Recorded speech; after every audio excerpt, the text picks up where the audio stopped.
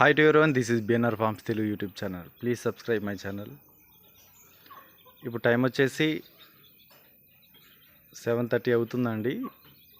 Evening time, night time ఇది. అంటే ఒక వీడియోలో నేను మా కోళ్ళు ఎత్తు పైన అంటే భూమి నుంచి 2 feet హైట్లో ఒక తీగ పైన కూర్చుంటాయని చెప్పాను కదా.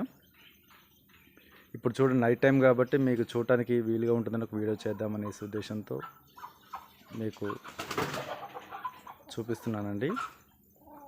కోళ్ళు ఏంటంటే చాలా ఇప్పుడు లైట్ ఉండటం వల్ల అట్లా పొడుచుకోవడం జరుగుతుంది. లైట్ బంద్ చేస్తే ఎక్కడ కూడా అక్కడ దూరంగా కూర్చుంటుంది. ఎటువంటి రిస్క్ లేకుండా అవి ఎట్లయినా సహజంగా ఎత్తు మీద ఉండాలనేసి కోడి కోరుకుంటుంది. కాబట్టి మనం ఎట్లా తీగ కొందరు కర్రలు కడతారు.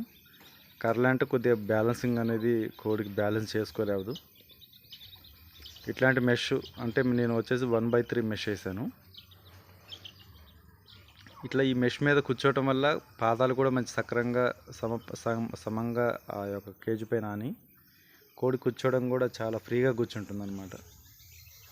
చూడండి, అంటే అవతల రాబిట్ ఫామ్ ఉంది మాది. యువతల సగం పార్టీషన్ అనేది కోళ్ళ కేటాయించి ప్రతిరోజు కూడా క్లీన్ చేయించుకుంటామండి. మాకు హెల్పర్స్ ఉన్నారు.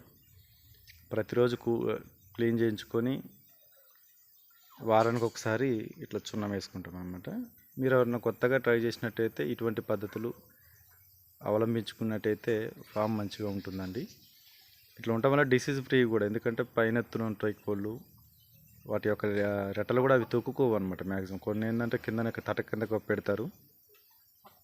ఆ విధంగా కప్పెట్టడం వల్ల ఎంత ఒకదాని డిసీజ్ వచ్చిందంటే నైట్ మొత్తం షెడ్ అంతా ఉన్న తటలో ఉన్న కోళ్ళు మొత్తం చనిపోయే అవకాశం ఉంటుంది.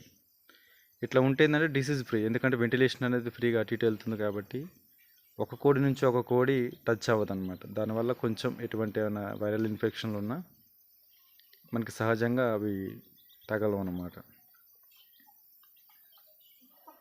Thanks for watching this video. Please subscribe my channel.